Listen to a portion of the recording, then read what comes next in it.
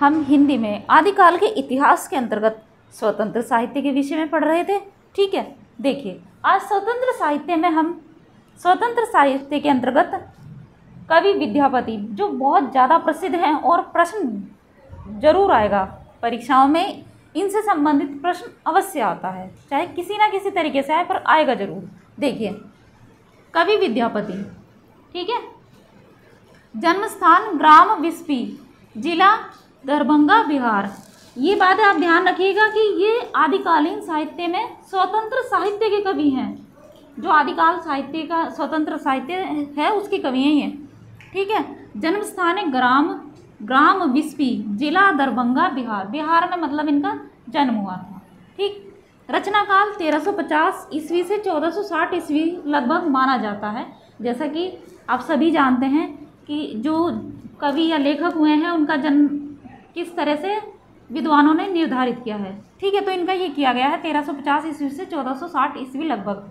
कुछ का तो मिल गया है और जिसका नहीं मिला तो उनकी रचनाओं के आधार पर उनका जन्म निर्धारित कर दिया है विद्वानों ने और या साहित्यकारों ने। ठीक है, तो रचना काल इनका क्या माना गया है? 1350 से 1460 ईस्वी इनका रचना काल माना गया है।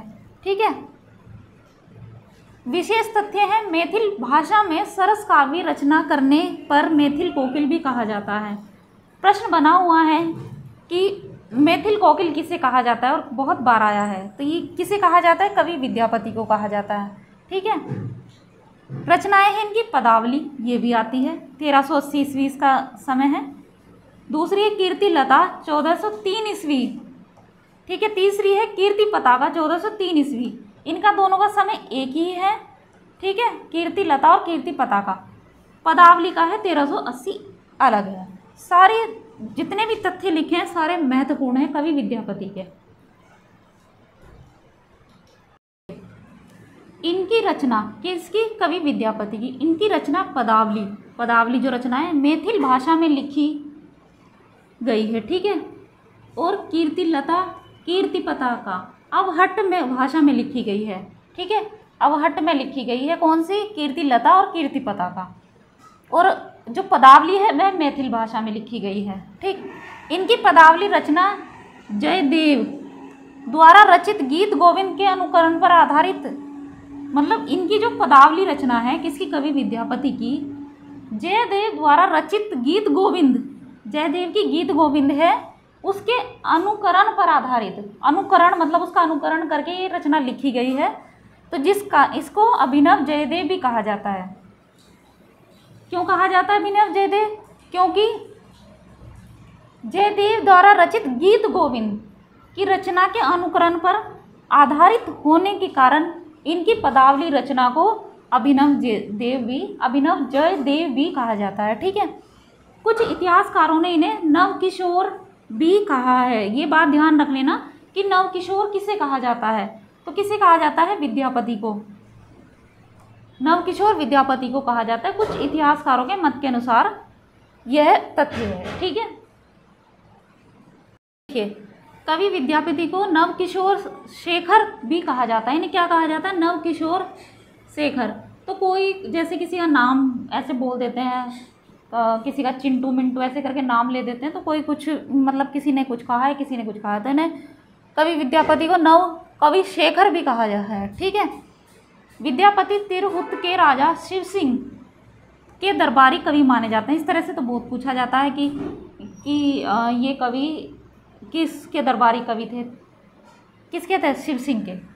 ठीक है, तिरहुत के राजा शिव सिंह के दरबारी कवि माने जाते हैं। ये शैव मता अनुयायी थे, ये मतलब शैव मत को मानने वाले थे ये। ठीक है, कवि विद्यापति। पंडित हरप्रसाद शास्त्री ने नेपाल के राजकीय पुस्तकालय से प्राप्त, नेपाल का जो राजकीय पुस्तकालय है वहाँ से प्राप्त हुई थी इन्हें कीर्ति लता पुस्तक की नकल मिली थी इन्हें वहाँ से। कहाँ से? नेपाल के राजकीय पुस्तकालय से इन्हें कीर्ति लता की नकल प्राप्त हुई थी। आप सभी जानते हैं कि जो ये ग्रंथ हैं या पुरानी जितने भी हमारी रचनाएं हैं ये संग्रहालयों में संरक्षित रहती है। ठीक है, तो इन्हें नेपाल के राजकीय पुस्तकालय से इन्हें कीर्ति लता पुस्तक की नकल प्राप्त हुई थी। जैसे पुरानी लाइब्रेरियां होती हैं वहाँ पर सुरक्षित रखी जाती हैं ये। ठीक है,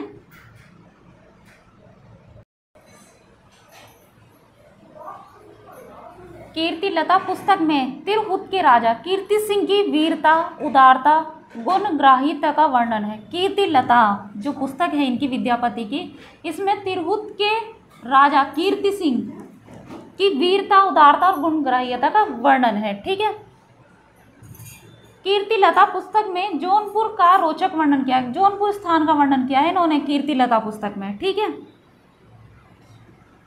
कीर्ति पताका पुस्तक में राजा शिव सिंह, जो इनकी कीर्ति पताका पुस्तक है विद्यापति की, उसमें राजा शिव सिंह की वीरता, उदारता एवं गुण ग्राह्यता का वर्णन है। ठीक है। कीर्ति पताका में विद्यापति द्वारा भगवान शिव, जैसे कि शैव धर्म को मानने वाले थे, मतलब शैव को ज़्यादा मानते थे। ठीक है।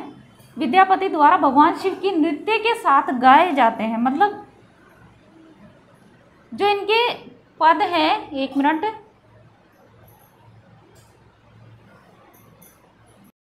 विद्यापति द्वारा भगवान शिव की भक्ति में रचे गए पद, जो भगवान शिव की भक्ति में रचे पद थे, वे नृत्य के साथ गाए जाते हैं। ठीक है।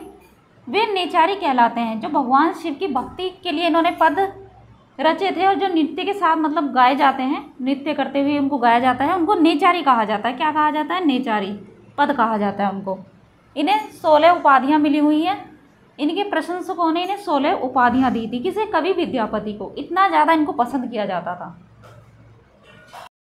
कृष्ण को काव्य विषय बनाने का श्रेय, मतलब जो कृष्ण थे, श्री कृष्ण, तो उनको जब अपने काव्य का विषय बनाया उन्होंने, मतलब उनको काव्य के रूप में गाया, मतलब कि एक तरीके से कविता के रूप में उनका वर्णन किया, तो इसका श्रेय भी विद्यापति को जाता है।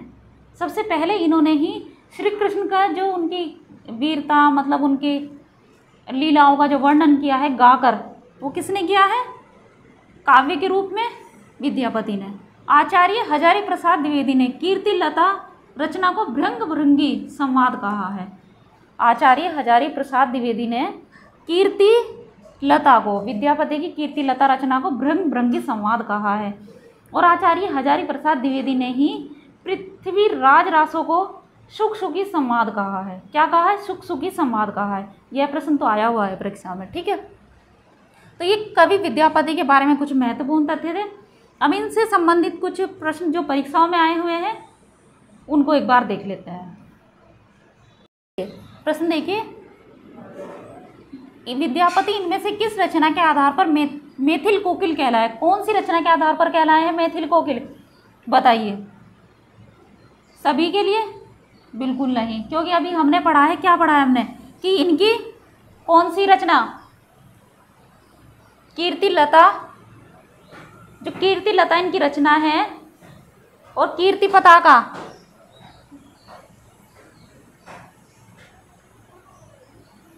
कीर्ति लता इनकी किस में रचना हुई है? कीर्ति पताका और कीर्ति लता इनकी अवहट में रची गई रचना है। ठीक है। पदावली है इनकी केवल मैथिल में लिखी गई, जो है इनमें से केवल पदावली है जो मैथिल भाषा में लिखी है इन्होंने। इसी रचना के आधार पर ये मैथिल कोकिल कहलाए हैं विद्यापति। ठीक है। तो ये जीआईसी प्रवक्ता परीक्षा में आया हुआ प्रश्न है। ठीक है। दूसरा प्रश्न देखिए, विद्यापति के पद किस भाषा में रचित हैं? किस में है? मैथिल में है। मैथिल में महत्वपूर्ण इसलिए है क्योंकि अवहट में इन्होंने 2 रचनाएं लिखी थी, उन्हें ठीक है वह महत्वपूर्ण है, लेकिन सबसे ज़्यादा महत्वपूर्ण इनकी कौन सी है?